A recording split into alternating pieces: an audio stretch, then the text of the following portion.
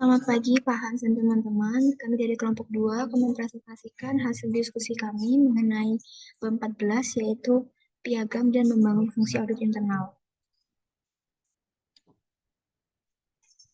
Anggota dari kelompok kami yaitu yang pertama ada saya sendiri, Marcelina Ardia dengan NIM 2021140112. Kemudian ada Philip Aloysius Angelo dengan NIM 2021141104. Baiklah, kita mulai masuk ke pembahasan, yaitu pembahasan yang pertama mengenai membangun fungsi audit internal. Jadi, di dalam membangun fungsi audit internal ini, tidak ada satu cara optimal untuk mengatur fungsi audit internal di suatu perusahaan. Hal ini dikarenakan terdapat banyak perbedaan dalam jenis bisnis, tentang geografis, struktur organisasi, serta kebutuhan audit internal yang berbeda. Sehingga dengan demikian, kebutuhan untuk membangun fungsi audit internal itu berasal dari persyaratan perusahaan, seperti aturan Securities and Exchange Commission dan Sarbanes-Oxley atau SOX Act, atau persyaratan hukum dari lembaga pemerintah lainnya. Jika entitas yang baru diluncurkan itu tidak memiliki fungsi audit internal, maka manajemen senior harus mengambil langkah untuk memulainya. Seorang manajer senior yang ditunjuk sebagai CAE atau Chief Audit Executive telah ditantang untuk membentuk fungsi audit internal yang baru, dihadapkan pada berbagai pilihan, tergantung pada keseluruhan bisnis perusahaan, struktur geografis dan logistiknya, serta berbagai risiko pengendalian yang dihadapinya dan budaya perusahaan secara keseluruhan. Terdapat beberapa elemen yang diperlukan untuk membangun dan mengelola fungsi audit internal yang efektif. Di antaranya yaitu yang pertama memiliki pemimpin yang kuat, di mana hal ini itu menjadi persyaratan utama untuk setiap organisasi yang efektif. Dalam audit internal, pemimpin tersebut adalah CAE, yang dimana tugasnya adalah memahami kebutuhan organisasi secara keseluruhan dan potensi risiko pengendaliannya serta kontribusi yang dapat diberikan oleh audit internal. Kemudian yang kedua, perusahaan memiliki banyak unit yang tersebar di seluruh dunia dan memiliki banyak fungsi khusus dengan risiko pengendalian dalam audit internal. Departemen audit internal akan dikatakan efektif apabila diatur dengan cara yang melayani manajemen senior dan komite audit dengan memberikan layanan audit terbaik dan hemat biaya ke seluruh organisasi. Apabila suatu entitas perusahaan baru didirikan dan tidak memiliki fungsi audit internal yang efektif, maka langkah pertama yang penting untuk dilakukan adalah memiliki piagam audit internal yang disetujui atau perintah resmi yang mengesahkan audit internal untuk perusahaan. Kemudian bagian yang kedua yaitu mengenai komite audit dan otorisasi manajemen dari piagam audit. Piagam audit internal adalah dokumen formal yang disetujui oleh komite audit untuk menjelaskan misi, independensi, objektivitas, ruang lingkup, tanggung jawab, wewenang, akuntabilitas, dan standar fungsi audit internal. Karena dalam struktur perusahaan, fungsi audit internal adalah melapor kepada komite audit dewan, maka komite audit akan mengesahkan hak dan tanggung jawab audit internal melalui dokumen atau resolusi otorisasi formal yang biasanya disebut dengan piagam audit internal. Dokumen otorisasi seperti itu tidak memiliki persyaratan yang tetap, akan tetapi persyaratan akan piagam audit internal harus menegaskan audit internal seperti berikut, yaitu yang pertama harus menjelaskan mengenai independensi dan objektivitas, kemudian menjelaskan lingkup tanggung jawab, dan yang terakhir menjelaskan otoritas dan akuntabilitas. Dengan demikian, piagam audit internal adalah otorisasi penting untuk membangun fungsi audit internal yang baru.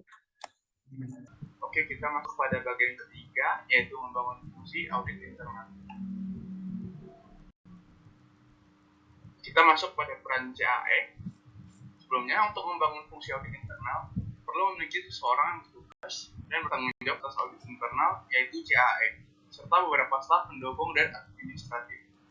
Peran CAE sendiri yaitu dijabarkan pada poin-poin berikut mengenai tanggung jawab yang harus menjadi bagian dari CBOK CAE dan juga tercermin dalam piagam audit internal. Di antaranya satu, operasi perusahaan dan masalah risiko. Penjelasannya yaitu CAE harus memiliki pengetahuan tentang semua aspek operasi perusahaan, baik terkait masalah keuangan, operasional maupun pasar. 2. 2. Sumber daya manusia dan administrasi audit internal. CAE bertanggung jawab atas staf audit internal dan harus membangun organisasi yang efektif serta merekrut dan memimpin tim audit internal yang efektif. Ketiga, hubungan dengan komite audit dan manajemen. CAE menjadi juru bicara audit internal untuk komite audit dan semua tingkat manajemen perusahaan.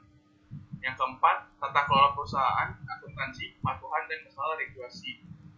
CAE setidaknya harus memiliki pemahaman dan pengetahuan umum yang berurusan dengan SOX, akuntansi, masalah keuangan, atau masalah peraturan lainnya. Yang kelima, pembangunan dan administrasi tim audit internal. CAE bertanggung jawab untuk membangun fungsi audit internal yang efektif dan menerima kekaguman dan rasa hormat dari penerima layanan audit internal. Yang keenam adalah teknologi. CAE harus memiliki pemahaman umum tentang bagaimana teknologi digunakan di dalam perusahaan serta bagaimana penerapannya untuk mempromosikan layanan audit internal. Yang ketujuh, perencanaan audit berbasis risiko. CAE harus memahami proses penilaian risiko seperti yang diterapkan pada operasi perusahaan dan juga harus dapat memikirkan operasi dalam kaitannya dengan proses utama ini. Ke-8, masalah media sosial. CAE harus dapat memahami perubahan di media sosial seperti Facebook, Twitter, dan lainnya dan bagaimana pengaruhnya terhadap perusahaan. Ke-9, keterampilan negosiasi dan manajemen hubungan. CAE harus memiliki keterampilan negosiasi sebab akan sering dipanggil untuk menegosiasikan resolusi yang sesuai untuk masalah dan sebagai bagian dari membangun tim audit internal yang efektif. Yang ke-10, peran ansurans dan konsultan audit internal. CAE harus selalu menekankan kepada tim audit internal dan manajemen peran terpisah dalam menyediakan layanan asuransi audit internal dan memberikan layanan konsultasi. Dan yang terakhir yaitu profesional audit internal. CAE harus ahli dalam standar IIA ini, harus memahami konsep IPPF dan harus membantu menerapkannya pada semua aspek kegiatan audit internal. CAE memiliki tugas penting baik dalam memimpin departemen audit internal yang efektif maupun dalam memberikan layanan audit internal kepada perusahaan. Meskipun banyak anggota audit internal yang memiliki pemahaman yang lebih kuat, CAE sendiri adalah kunci yang mewakili audit internal untuk perusahaan. Itu pada bagian tanggung jawab manajemen audit internal. Manajemen audit internal sendiri memiliki beberapa bentuk tanggung jawab, yaitu 1. Membantu Chief Audit Executive atau CAE dalam memberikan arahan dan pengawasan departemen audit internal. 2. Melaksanakan bagian audit keuangan atau operasional dari rencana audit tahunan departemen. 3. Membantu CAE dalam menyiapkan update rutin aktivitas audit internal kepada komite audit. 4. Memberikan saran dan nasihat tentang sistem, inisiatif, dan layanan baru yang sedang dikembangkan dari perspektif pengendalian internal. 5. Membantu CAE dalam koordinasi kegiatan audit internal keuangan, termasuk penilaian pengendalian internal Sarbanes-Oxley Section 404 dengan akuntan publik terdaftar independen. 6. Pengelolaan sumber daya fungsi audit keuangan secara efektif dan efisien. 7. Merekrut, melatih, dan mengembangkan tim audit internal keuangan secara profesional. 8. Mengawasi kualitas yang dilakukan oleh tim audit internal keuangan, memastikan kepatuhan terhadap standar yang berlaku. Manajer audit internal sendiri seringkali diharapkan menjadi akuntan publik bersertifikat atau CPA.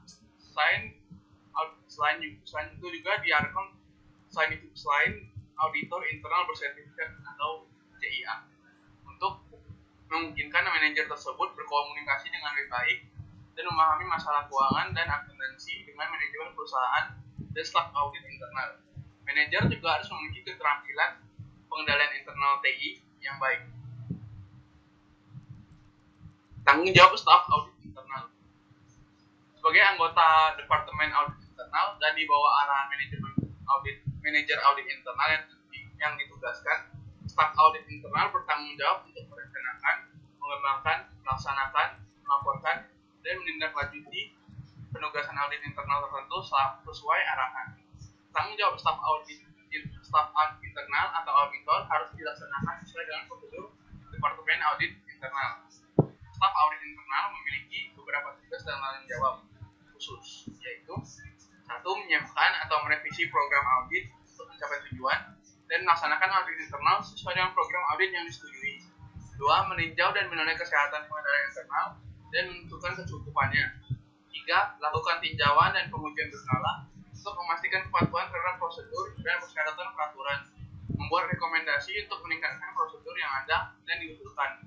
4. Tinjau dan laporkan kemungkinan kelemahan pengendalian, pelanggaran bisnis perusahaan, praktik, kebijakan, dan atau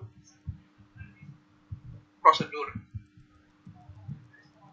5. Melaksanakan tugas audit internal terkait pekerjaan lainnya sebagaimana ditugaskan. Dan yang keenam, menghadiri rapat internal atau eksternal untuk memperluas keahlian profesional dan mempertahankan tetap profesional yang mendukung fungsi yang ditugaskan. Kita masuk pada spesialis audit sistem informasi. Persyaratan kalian auditor internal ini melampaui posisi entry level, di mana kandidat auditor entry level memiliki gelar sarjana dalam ilmu komputer, tetapi hanya sedikit lebih dari pemahaman dasar tentang spesialis. Persyaratan keterampilan untuk spesialis audit sistem informasi dalam grup audit internal akan sangat bergantung pada keterampilan teknis fungsi TI perusahaan. Spesialis auditor internal sistem TI harus diharapkan memiliki setidaknya pengetahuan kerja tingkat tinggi tentang bidang-bidang berikut. 1. Sistem aplikasi bisnis. 2. Proses pengolahan data.